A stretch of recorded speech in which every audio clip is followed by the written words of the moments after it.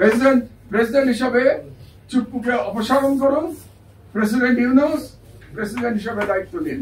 আপনি বিপ্লবী সরকার গঠন করুন, এখনই বিপ্লবী সরকার গঠন করে আপনি প্রেসিডেন্ট হয়ে যান। Forget about political party. কোন ষড়যন্ত্র দিল্লি থেকে করে কাজ হবে না। আপনি কারো করুণায় আসেন নাই, কোন রাজনৈতিক দলের করুণায় আসেন নাই, কোন রাজনৈতিক দল আপনাকে ক্ষমতায় বসায় নাই। বাংলাদেশের ছাত্র জনতা আপনাকে ক্ষমতায় বসে। আপনার ইসকনকেও বার্তা দেওয়ার দরকার নেই, দরকার ইসকনকে ব্যান করে দেন। ইসকনের বিরুদ্ধে ইসকনের এই হিন্দুত্ববাদী নেতারা কারা, এটা তো দেখা দরকার। যে দেশে যারা ইন্ডিয়াতে 15% মুসলিমদের জন্য একটা ঈদে ন্যাশনাল হলিডে দেয় না, তাদের কাছ থেকে আমাদের লেকচার শুনতে হবে যে এই দেশে মাইনরিটিকে কিভাবে আমরা রাখবো। Either you rule or you quit.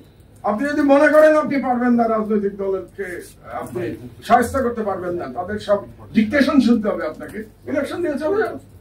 এই শহীদ পরিবার যাদেরকে আপনারা দেখলেন শহীদ হয়েছে, ইয়ামিন যার লাশ ফেলে দেওয়া হলো, জাহাঙ্গীরনগর ইউনিভার্সিটির ছাত্র যাকে প্রথমে দেখা গেল সে হাত উঁচু করে আছে এবং অনেকটা আবু সাইদের মতো গুলি খেয়ে লুটিয়ে পড়ল, এবং আরো যাদেরকে আপনারা দেখলেন লাশগুলো পুড়িয়ে দেওয়া হলো। এবং আরো একটি ভিডিও ছিল, সে ছেলেকে নাফিস বোধ হয় কোনো টেকনিক্যাল প্রবলেমের জন্য এই ভিডিওটা দেখাতে পারেনি।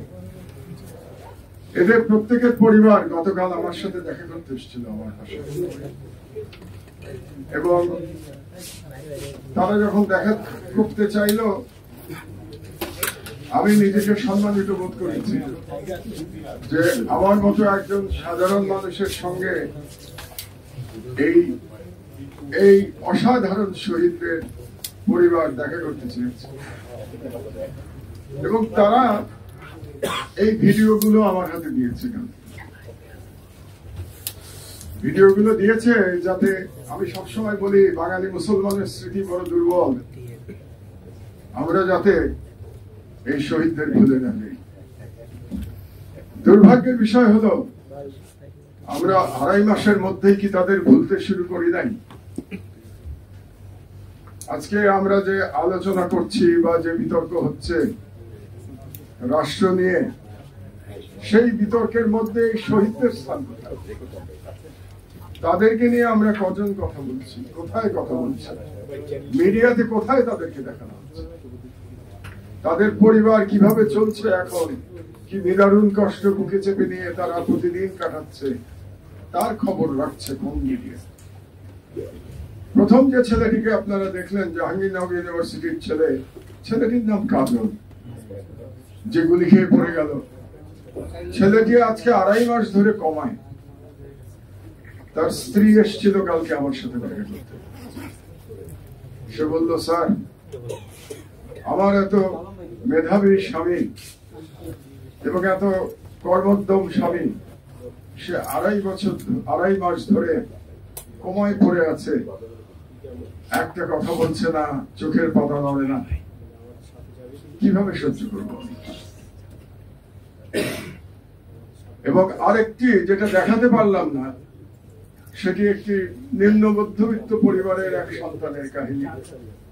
তার বাবা একটা ছোট দোকান চালান, তার 2টি ছেলে, বড় ছেলেটি মারা গেছে, শহীদ হয়েছে। এবং কিভাবে মারা গেছে? তার ডেড বডি রিক্সায় চড়ানো হয়েছিল, 4 ঘন্টা ধরে সেই রিক্সা হাসপাতালের দরজায় দরজায় ঘুরেছে, কোন হাসপাতাল তাকে ঢুকতে দেয় নাই, কারণ ছাত্রলীগের পান্ডারা তাকে ঢুকতে দেয় নাই, ছাত্রলীগ এবং পুলিশরা মিলে তাকে ঢুকতে দেয় নাই। তার বাবা আকুতি করে আমাকে বলল কালকে যে আমার ছেলেটা আন্দোলনে যাওয়ার আগে 100 টাকা চেয়েছিল, আমি 100 টাকা দিতে পারি নাই, আমি 30 টাকা দিয়েছি। সেই ছেলেটি 30 টাকা নিয়ে আমার কাছে আর ফিরে আসেনি। আমার সেই ছেলেকে আমি ভুলবো কেউ? যারা একটা করেছে সেই ছাত্রলীগ নিষিদ্ধ হয়েছে, এত বড় একটা জঙ্গি সংগঠন নিষিদ্ধ হয়েছে, আর বিএনপি তাতে দুঃখিত হয়। বিএনপি বলে যে এই নিষিদ্ধ করা ঠিক হয় নাই, কারণ এই নিষিদ্ধ হলে নাকি পরে তাদেরকেও নিষিদ্ধ করা হবে। যে নেতারা বিএনপির এসব কথা বলেন তারা নিজেদেরকে এত নিচে নামান কি করে? তারা মনে করেন কি করে যে বিএনপি ছাত্রলীগের মতো একটা দানব হয়ে যাবে? নিজের দল সম্পর্কে এত ক্ষুদ্র ধারণা বিএনপির নেতারা পোষণ করেন কি করে?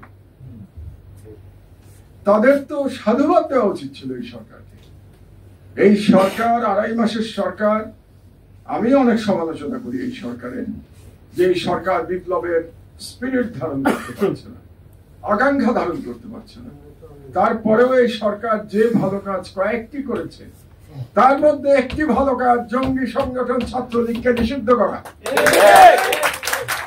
নিষিদ্ধ করার জন্য আপনাদের উচিত ছিল সব রাজনীতিবিদদের এক বাক্যে এই সরকারকে সাধুবাদ জানানো। কোন অধিকার বলে আপনারা সেই ভালো কাজটিকে প্রশ্নবিদ্ধ করতে চান? শুধু বিএনপিকেও না, আমি জামাতকেও প্রশ্ন করতে চাই, কেন আপনারা মন খুলে সাধুবাদ জানান না এই সরকারকে এই কাজ করার জন্য? কোথায় আপনাদের আশঙ্কা? প্রত্যেকটি রাজনীতিবিদ মিলে বললেন না কেন এতদিনে এই সরকার একটা ভালো কাজ করেছে? আমি শহীদদের পরিবারের তরফ থেকে জবাব চাই আপনাদের রাজনীতিবিদদের কাছে।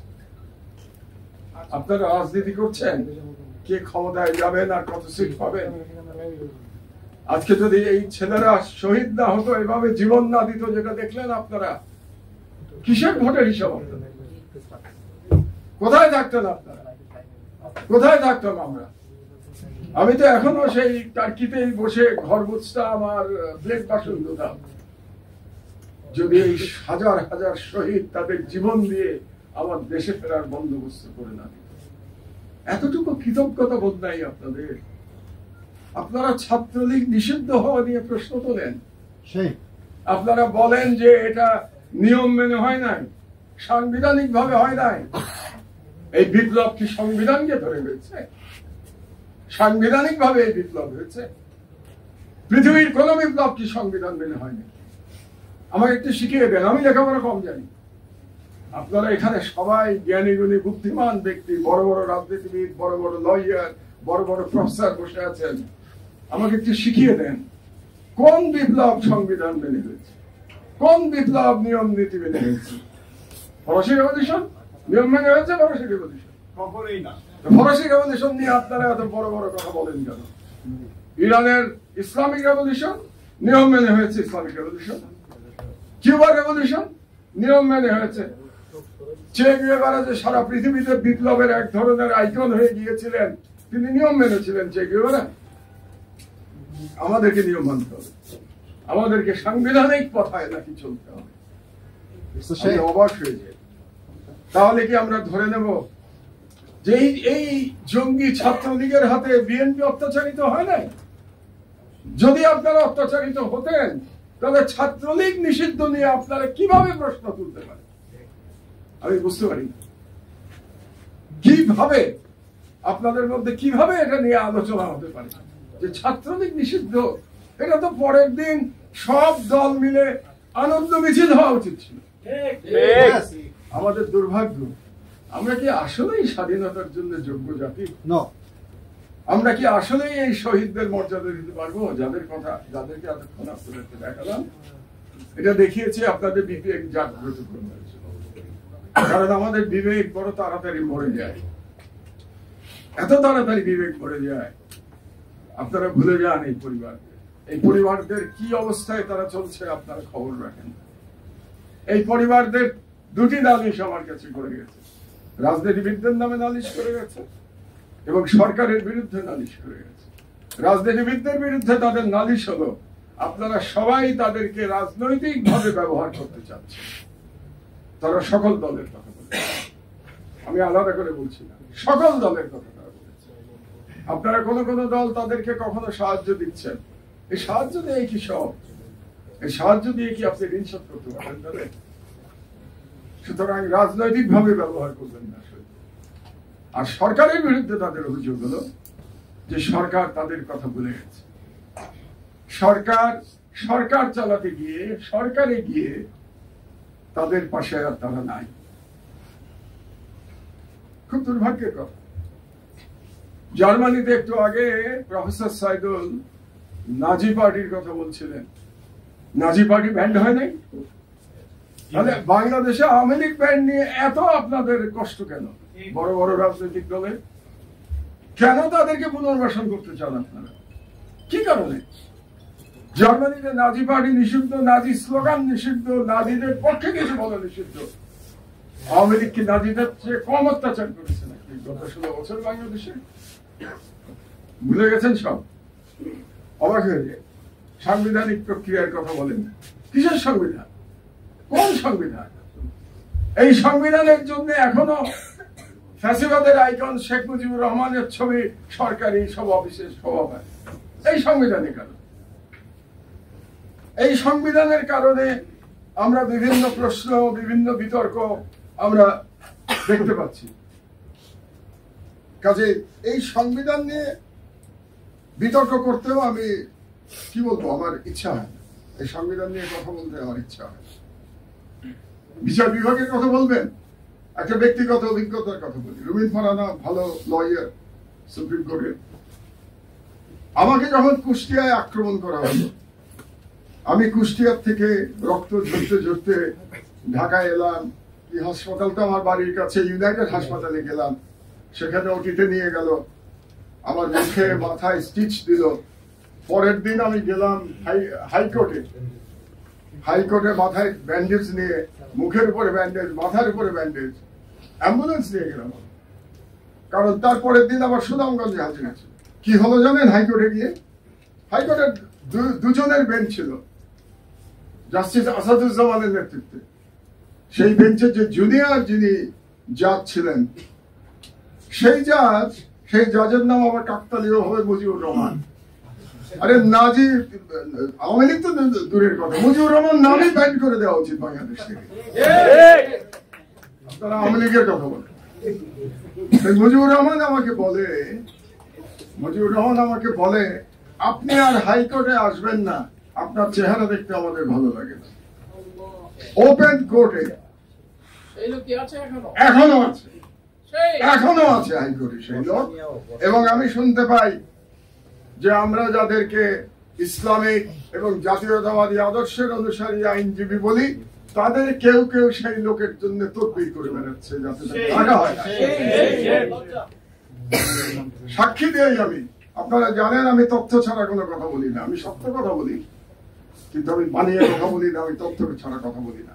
3 জন লয়ার ছিলেন আমার সঙ্গে যেদিন সেই মুজিবুর রহমান, আমার যদি নাম ভুল না হয়ে থাকে, সেই মুজিবুর রহমান বলেছিল যে আপনার চেহারা দেখতে ভালো লাগে না, আপনি আর হাইকোর্টে আসবেন না। ওপেন কোর্টে একজন ছিলেন মরহুম এজে মোহাম্মদ আলী।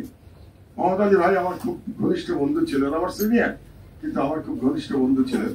উনি শেখ হাসিনার পতন দেখে যেতে পারেননি, এটা আমার একটা বড় দুঃখ। আরেকজন ছিল ব্যারিস্টার তানভীর, আর তৃতীয় ব্যক্তি ছিলেন অ্যাডভোকেট আদিলুর রহমান খান, আজকে মাননীয় উপদেষ্টা। আপনারা তাকে জিজ্ঞেস করে দেখতে পারেন, তিনি সেদিন উপস্থিত ছিলেন। সুতরাং কোন সংস্কারিত হয় নাই। কিসের স্বাধীনতা, কিসের সংবিধান? আপনারা সুপ্রিম কোর্টের সব বিচারপতিদের সরাতে পেরেছেন, ছাত্ররা সরাতে পেরেছে। All credit goes to the ছাত্র। সেই ছাত্ররা, স্টুডেন্টসরা সরাতে পেরেছে। হাইকোর্টে পেরেছেন? বলেন না। কেমন করে এই সব বিচারপতিরা এখন হাইকোর্টে আছে এবং তাদের জন্য তদবির হচ্ছে, কাকে রাখা যাবে, কাকে রাখা যাবে না। এই দলীয় বিচারপতিদের, খসরুজ্জামান ছাত্রলীগের কন্যা, রায়ট করেছে সুপ্রিম কোর্টে, আছে না এখনো? রুমিন ফারহানা,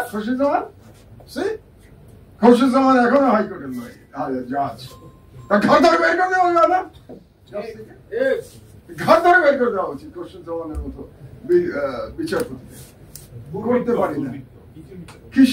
কিসের তাহলে কিসের স্বাধীনতা, কিসের নতুন বাংলাদেশ? কি হয়েছে? আপনারা চ্যালেঞ্জটা বুঝতে পারছেন না। সবচেয়ে বড় ভুলটা হয়েছে 5 তারিখে, যেটা একটু আগে আমার ছোট ভাই মঞ্জু বলল।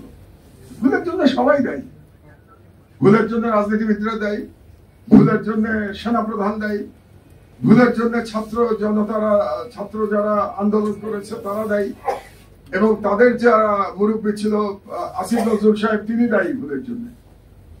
ভুলটা কি? আপনারা একটা বিপ্লব করেছেন, সেদিন আপনাদের মাথায় আসলো না যে এত বড় বিপ্লবের মধ্যে দিয়ে যে সরকার, সেটা বিপ্লবী সরকার হবে। কিসের অন্তর্বর্তীকালীন সরকার?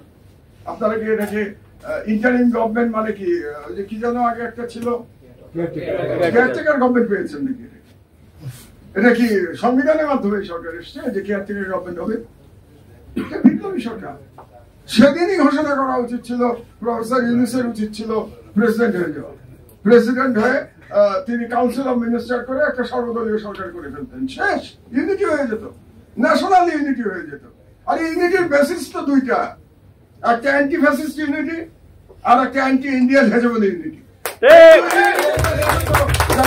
হয়ে যাওয়া সম্ভব হয় না কেন? ওই ইন্ডিয়াকে এখনো আপনারা খুশি করতে চান, এই জন্য হয় না, না হয় না কেন? এই ইউনিটি হতে বাধা কোথায় আমাকে বোঝান। রাজনীতি আপনারা যা ইচ্ছা করেন না, এই বেসিক ইউনিটি হতে বাধা কোথায়?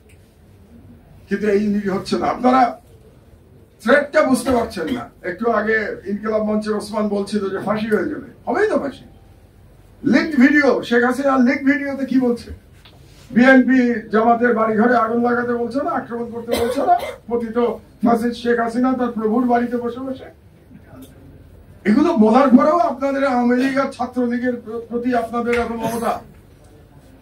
আমি তো এই রাজনীতির অর্থই বুঝি না, আমি রাজনীতিবিদ না, তো আমাকে তো আপনারা সবাই রেডিক্যাল মনে করেন, রাজনীতির জন্য উপযুক্ত না। কিন্তু রাজনীতি বুঝি না, আসলে উপযুক্ত না, এই জন্য আমি কোনো রাজনৈতিক দলের নই। আমার বক্তব্য আমি বলে যাই, আপনাদের পছন্দ হলে হবে, না হলে না হবে, আমার দায়িত্ব বলে যাওয়া, আমি বলে যাই।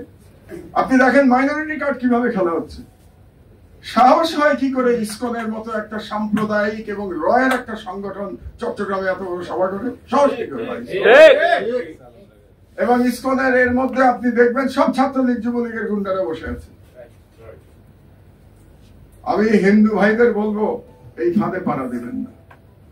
আওয়ামী লীগ ক্ষমতায় থাকলে আপনারা ক্ষমতা দেখাবেন, আপনারা তখন বিপ্লব সরকার হয়ে যাবেন, যে বিএনপি অফিসের সামনে, বিএনপির মহাসচিবের সামনে এমন ভাবে কথা বলবেন যেন আপনি রাষ্ট্রের মালিক, আর বিএনপির মহাসচিব রাষ্ট্রের কিছু না। এইভাবে গিয়ে আপনি বিএনপির অফিস দখল করবেন বিপ্লব সরকাররা। আপনি প্রদীপ একজন ওসি, আপনি একজন মেজরকে খুন করে, বিচার বহির্ভূত হত্যা করে তার গায়ে লাথি মেরে দেখবেন যে সে মরে গেছে কিনা। সরকারে থাকলে আপনাদের এই চেহারা হবে বিপ্লব সরকারদের আর প্রদীপদের, আর সরকারের বাইরে থাকলে আপনারা মাইনরিটি কার্ড খেলবেন। এটা হতে পারে না, এটা হতে পারে না। আপনাদের উপরে কোনো আক্রমণ হয় না, হিন্দুদের উপরে আক্রমণ হয়েছে আওয়ামী লীগের উপরে, হিন্দুদের উপরে কোনো আপনি আওয়ামী লীগ করেছেন, আপনার উপরে আক্রমণ হয়েছে। যে কোনো বিপ্লবের পরেই আক্রমণ হবে। আপনাকে হিন্দু হিসাবে আক্রমণ করা হয়। কয়জন হিন্দুর বাড়িতে আক্রমণ হয়েছে আপনি হিসাব করে দেখেন। এমনকি হিন্দু যারা আওয়ামী লীগ করেছে তাদের মধ্যে কজনের বাসায় আক্রমণ হয়েছে? তার থেকে অনেক বেশি মুসলমান আওয়ামী লীগের বাসায় আক্রমণ হয়েছে। আপনি হিসাব করে দেখেন। কিন্তু মাইনরিটি কার্ড খেলা হচ্ছে, এবং এই সরকার মাইনরিটি কার্ড খেলতে দিচ্ছে। কি ধরনের সরকার? কেন আপনারা মাইনরিটি কার্ড খেলতে দিচ্ছেন? এটা ভারত থেকে খেলা হচ্ছে। ভারতকে চ্যালেঞ্জ করে বলছেন না কেন আপনারা যে তোমাদের বাংলাদেশের মাইনরিটি নিয়ে কথা বলার কোনো অধিকার নাই? তোমার নিজের দেশের মাইনরিটির কি অবস্থা? মুসলমানদের মব লিঞ্চিং করা হচ্ছে, মুসলমানদের সব মসজিদ গুড়িয়ে দেওয়া হচ্ছে, এমনকি খ্রিস্টানদের পর্যন্ত পুড়িয়ে মারা হচ্ছে। নাগাল্যান্ডে, মিজোরামে খ্রিস্টান মহিলাদের উলঙ্গ করে মিছিল করানো হয়েছে, আর তারা বলে মাইনরিটির কথা। আমরা বলতে পারি না তাদেরকে তোমাদের ঘর আগে সামলাও, তোমরা নিজেদের মাইনরিটি ঠিক করো, তারপরে আমাদেরকে জ্ঞান দিতে এসো যে আমাদের মাইনরিটি কিভাবে আমরা মাইনরিটির সাথে ব্যবহার করি। প্রফেসর ইউনূস সাহেবকে একটা কথা বলতে চাই, সরকারে গেছেন, দুটো রাস্তা আছে, either you rule or you quit, মাঝামাঝি আর কোনো রাস্তা নাই। আপনি ক্ষমতায় গেছেন, আপনাকে রুল করতে হবে, আর নয়তো আপনাকে চলে যেতে হবে, কুইট করতে হবে। রুল করা মানে কি? আপনারা রাজনৈতিক দলের সাথে আলোচনা করবেন, তাদেরকে আপনারা একমত করবার চেষ্টা করবেন, তাদের সাথে দর কষাকষি করবেন, কিন্তু সিদ্ধান্ত আপনার। আপনি রাজনৈতিক দলকে আপনাকে ব্ল্যাকমেইল করতে দেবেন না, কোন রাজনৈতিক দলকে দেবেন না আপনাকে ব্ল্যাকমেইল করতে। It is your government. আপনার গভর্নমেন্ট এই শহীদদের রক্তের মাধ্যমে হয়েছে, আপনি কারো করুণায় আসেন নাই, কোন রাজনৈতিক দলের করুণায় আসেন নাই, কোন রাজনৈতিক দল আপনাকে ক্ষমতায় বসায় নাই, বাংলাদেশের ছাত্র জনতা আপনাকে ক্ষমতায় বসিয়েছে। এর থেকে বড় ক্ষমতা কি আছে? কিসের ম্যান্ডেট আর কিসের সংবিধান? জনগণের উপরে সংবিধান আর ম্যান্ডেট নাকি? আপনাকে জনগণ, ছাত্র জনতা বুকের রক্ত দিয়ে আপনাকে সরকারে বসিয়েছে। যাদের আমি আজ আপনাদের ভিডিও দেখালাম, এই পরিবারের অশ্রু এবং রক্তের উপর দিয়ে আপনি ক্ষমতায় এসেছেন। আপনি কেন সরকার রাজনৈতিক দলগুলোকে এত পাত্তা দিচ্ছেন? আপনার ইসকনকেও পাত্তা দেওয়ার দরকার নেই, দরকার হলে ইসকনকে ব্যান করে দেন। ইসকনের বিরুদ্ধে ইসকনের এই হিন্দুত্ববাদী নেতারা কারা, এটা তো দেখা দরকার। সনাতনী নাম দিয়ে তারা রাস্তায় নেমে বললো, এই সনাতনী এতদিন কোথায় ছিল? 16 বছর কোথায় ছিল? আমেরিকা বলে তোমরা কোথায় ছিল? এখন তোমরা রাস্তায় নেমে আবার ঢাকা ঘেরাওয়ের হুমকি দিচ্ছ। আরে ভাই, বাংলাদেশে হিন্দুর সংখ্যা কত? 8.5%। 8.5%। হিন্দুর দুর্গা পূজায় কয়দিন ছুটি দেওয়া হয়েছিল? 4 দিন, টানা 4 দিন ছুটি ছিল। বৃহস্পতিবার, শুক্রবার, শনিবার, রোববার। ভারতে মুসলমানের সংখ্যা কত? 15%। একদিনও ঈদের জন্য ছুটি নাই, নো ন্যাশনাল হলিডে। ছুটি যেটা আছে সেটা স্টেট গভর্নমেন্টের, সেন্ট্রাল গভর্নমেন্টের কোনো ছুটি নাই ইন্ডিয়াতে। যে দেশে যারা ইন্ডিয়াতে 15% মুসলিমদের জন্য একটা ঈদে ন্যাশনাল হলিডে দেয় না, তাদের কাছ থেকে আমাদের লেকচার শুনতে হবে যে এই দেশে মাইনরিটিকে কিভাবে আমরা রাখবো। এটা বলতে পারেন না আপনারা রাজনীতিবিদরা? আপনারা অ্যাপিজমেন্ট করছেন কেন? আপনারাই বা আবার হিন্দুদের অ্যাপিজমেন্ট করছেন কেন? অ্যাপিজমেন্টে গেছেন কেন? 8.5% অ্যাপিজ করছেন কেন? আপনারা ওই যে কথাটা একটু আগে বললো আমাদের ওসমান বিএনপি সম্পর্কে, যে আপনাদের সার্টিফিকেট আওয়ামী লীগের কাছ থেকে লাগে। সার্টিফিকেট লাগবে কেন? আমার হিন্দুদের কাছ থেকে সার্টিফিকেট লাগবে কেন? প্রত্যেকটা রাজনৈতিক দলের, সরকারের কি কারণে সার্টিফিকেট লাগবে? মুসলমানও যেমন এই দেশের নাগরিক, হিন্দুও সেই দেশের নাগরিক, সমান অধিকার। সার্টিফিকেট লাগবে কেন কারোর কাছ থেকে আলাদা ভাবে? আমি কি কারোর বিরুদ্ধে অত্যাচার করছি নাকি? কোন হিন্দুর বিরুদ্ধে আমরা অত্যাচার করতে যাচ্ছি? সুতরাং আমার ইউনূস সাহেব সম্পর্কে একটাই কথা, একটা বিশাল সুযোগ এসছে। আপনি একজন Nobel laureate, internationally famed person, কিন্তু রাষ্ট্র আপনাকে সর্বোচ্চ সম্মান দিয়েছে, জনগণ আপনাকে সর্বোচ্চ সম্মান দিয়েছে, ছাত্র জনতা। এই সম্মানের সদ্ব্যবহার করুন। আবারও আমি রিপিট করি, either you rule or you quit. আপনি যদি মনে করেন আপনি পারবেন না, রাজনৈতিক দলকে আপনি সাহায্য করতে পারবেন না, তাদের সব ডিকটেশন শুনতে হবে আপনাকে, ইলেকশন দিয়ে চলে যান। শেষ, ইলেকশন দিয়ে চলে যান, নির্বাচন দিয়ে দেন, নির্বাচন দিয়ে চলে যান। যার মাথা ব্যথা, যার রাজনৈতিক দল বুঝবে রাষ্ট্র কেমনে চলাবে। আর যদি আপনারা চান ঠিক মতো রাষ্ট্র চালাতে, সংস্কার করতে, সাহসের সাথে রাষ্ট্র চালান। জনগণ, ছাত্র জনতা, আপনাদের নিয়ত ঠিক থাকলে ছাত্র জনতা আপনাদের সঙ্গে আছে।